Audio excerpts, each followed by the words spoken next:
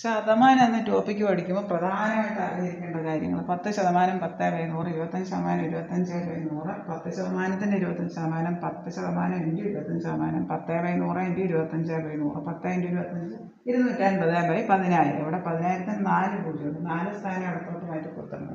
ഇവിടെ ആകെ 250 എന്ന് പറയാൻ 3 സ്ഥാനമേ ഉള്ളൂ. അപ്പോൾ അതുകൊണ്ടൊരു 0 കൂടെ കൊടുക്കും.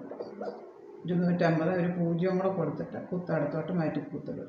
അപ്പോൾ 0 പോയിൻ്റ് എന്ന് എഴുതാം. 0.0250 എന്ന് എഴുതാം. ഇനി ശതമാന രൂപത്തിലുള്ള സംഖ്യയെ ഭിന്നസംഖ്യ ആക്കുന്നതിനും ദശാംശ സംഖ്യ ആക്കുന്നതിനും എന്ത് ചെയ്താൽ മതി? 100 കൊണ്ട് ഹരിച്ചാൽ മതി. ശതമാന രൂപത്തിലുള്ള സംഖ്യയെ ഭിന്നസംഖ്യ ആക്കാൻ പറഞ്ഞാലും ദശാംശ രൂപത്തിലാക്കാൻ പറഞ്ഞാലും 100 കൊണ്ട് ഹരിച്ചാൽ മതി. അത് ഓർത്തിരിക്കുക. പിന്നെ ശതമാന രൂപത്തിലുള്ള സംഖ്യ ഭിന്നസംഖ്യയാക്കുന്നതിനും ദശാംശ സംഖ്യയാക്കുന്നതിനും 100 കൊണ്ട് ഹരിച്ചാൽ മതി. ഭിന്നസംഖ്യയോ ദശാംശ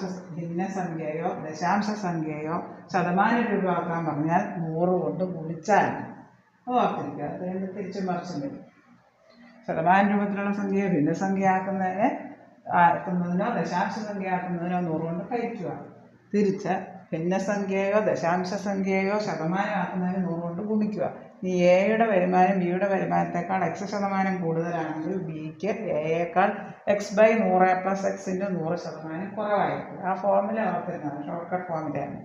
എയുടെ വരുമാനം ബിയുടെ വരുമാനത്തേക്കാൾ X% കൂടുതലാണെങ്കിൽ ബിക്ക് എയേക്കാൾ X/100 + X × 100% കുറവായിരിക്കും.